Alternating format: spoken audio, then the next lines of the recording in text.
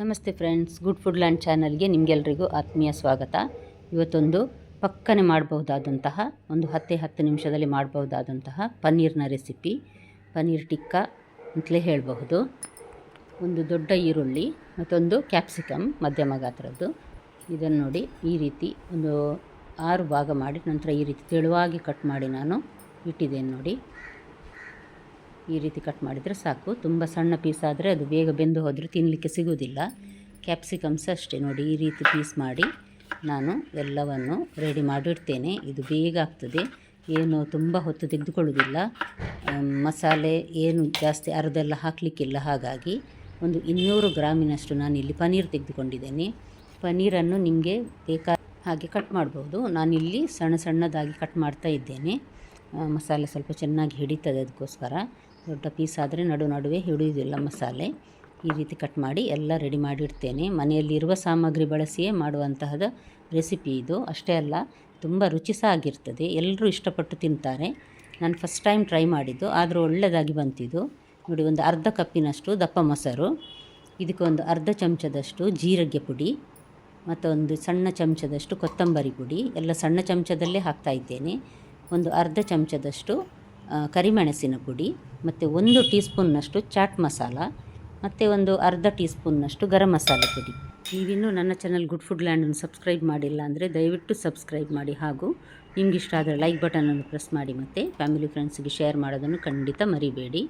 ನಾನಿಲ್ಲಿ ಒಂದು ಸ್ವಲ್ಪ ಅರಸಿನ ಹುಡಿ ಮತ್ತು 1 ಟೀ ಸ್ಪೂನ್ನಷ್ಟು ಕಾಶ್ಮೀರಿ ರೆಡ್ ಚಿಲ್ಲಿ ಪೌಡರ್, ಬಣ್ಣ ಚೆನ್ನಾಗಿ ಬರ್ತದೆ ಅದಕ್ಕೋಸ್ಕರ, ಮತ್ತು 1 ಟೇಬಲ್ ಸ್ಪೂನ್ನಷ್ಟು ಕಸೂರಿ ಮೇಥಿ ಹಾಕ್ತಾ ಇದ್ದೇನೆ ನಾನು. ಕೆಂಪು ಮೆಣಸಿನ ಪುಡಿ ಖಾರ ಜಾಸ್ತಿ ಬೇಕನ್ನಿಸಿದವರು ಸ್ವಲ್ಪ ಹಾಕ್ಕೊಳ್ಬಹುದು. ಮತ್ತು ಸ್ವಲ್ಪ ಉಪ್ಪು ಅಂದರೆ ಒಂದು ಅರ್ಧ ಚಮಚದಷ್ಟು ಹಾಕಿದ್ದೇನೆ. ಇದು ನೋಡಿ ಕಡಲೆ ಹಿಟ್ಟು, ಬೇಸನ್, ಇದು ಒಂದು 1/4 ಕಪ್ಪಿನಷ್ಟು ಹಾಕಿದ್ದೇನೆ, ಜಾಸ್ತಿ ಬೇಕಾಗಿಲ್ಲ, 1/4 ಕಪ್ ಆದರೆ ಸಾಕಾಗ್ತದೆ. ಇದು ಬಿಸಿ ಎಣ್ಣೆ 3 ಟೇಬಲ್ ಸ್ಪೂನ್ನಷ್ಟು, ಬೇರೆ ಯಾವುದೇ ಎಣ್ಣೆ ಬಳಸಲಿಕ್ಕಿಲ್ಲ. ಹಾಗಾಗಿ 3 ಟೇಬಲ್ ಸ್ಪೂನ್ನಷ್ಟು ಬಿಸಿ ಎಣ್ಣೆ ಹಾಕಿ ಚೆನ್ನಾಗಿ ಒಂದು ಸಲ ಇದನ್ನು ಮಿಕ್ಸ್ ಮಾಡಬೇಕು. ಮಸಾಲೆ ಎಲ್ಲ ಬಿಸಿ ಎಣ್ಣೆಗೆ ಹಿಡ್ಕೊಳ್ಬೇಕು. ಚೆನ್ನಾಗಿ ಮಿಕ್ಸ್ ಮಾಡಿದ್ದೇನೆ ನೋಡಿ. ಈಗ 1 ಟೇಬಲ್ ಸ್ಪೂನ್ನಷ್ಟು ಜಿಂಜರ್ ಗಾರ್ಲಿಕ್ ಪೇಸ್ಟನ್ನು ಹಾಕಿದ್ದೇನೆ ನಾನು.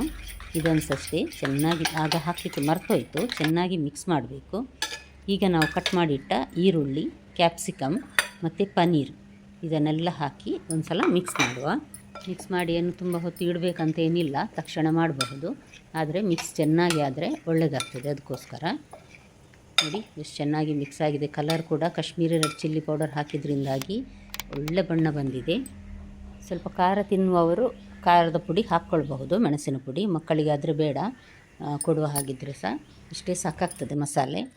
ಈಗ ಒಂದು ಪ್ಯಾನಿಗೆ ಎಣ್ಣೆ ಏನು ಹಾಕಲಿಕ್ಕಿಲ್ಲ, ಚೆನ್ನಾಗಿ ಬಿಸಿಯಾಗಬೇಕು ಪ್ಯಾನ್. ಒಂದು ಸಲ ಚೆನ್ನಾಗಿ ಬಿಸಿಯಾದ ನಂತರ ಇದನ್ನು ಎಲ್ಲವನ್ನು ಹಾಕಿ ಮಿಕ್ಸ್ ಮಾಡಬೇಕು. ನಾವು ಆಲ್ರೆಡಿ ಎಣ್ಣೆ ಆಗಲೇ ಹಾಕಿದ್ದೇವೆ, ಹಾಗಾಗಿ ಜಾಸ್ತಿ ಎಣ್ಣೆ ಹಾಕುವ ಅಗತ್ಯ ಇಲ್ಲ. ಇದನ್ನು ನೋಡಿ ಇದೇ ರೀತಿ ನಾವು ಫ್ರೈ ಮಾಡ್ತಾ ಇರಬೇಕು.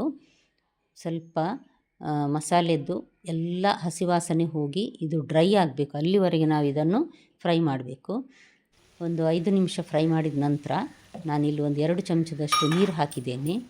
ಅಷ್ಟೇ ಅಲ್ಲ, ಈಗ ಸಷ್ಟೇ ಇದನ್ನೊಂದು ಲೋ ಟು ಮೀಡಿಯಮ್ ಹೀಟಲ್ಲಿ ಬೇಯಿಸ್ತಾ ಇದ್ದೇನೆ. ನೋಡಿ, ನಾನು ಬೇಯಿಸೋದಂದರೆ ಫ್ರೈ ಮಾಡೋದು. ಇದನ್ನು ಇದೇ ರೀತಿ ತಿರುಗಿಸಿ ಫ್ರೈ ಮಾಡ್ತಾ ಇರಬೇಕು, ಇಲ್ಲಾಂದರೆ ತಳ ಹಿಡಿತದೆ. ಸ್ವಲ್ಪ ಕಡಲೆ ಹಿಟ್ಟು ನಾವು ಹಾಕಿದ್ದೇವೆ ನೋಡಿ, ಹಾಗಾಗಿ ನಾನ್ ಸ್ಟಿಕ್ ಆದರೆ ಸಹ ಸ್ವಲ್ಪ ತಳ ಹಿಡಿತದೆ. ಅದಕ್ಕೋಸ್ಕರ ನಡುವೆ ಈ ರೀತಿ ಸೌಟು ಹಾಕಿ ತಿರುಗಿಸ್ತಾ ಇರಬೇಕು.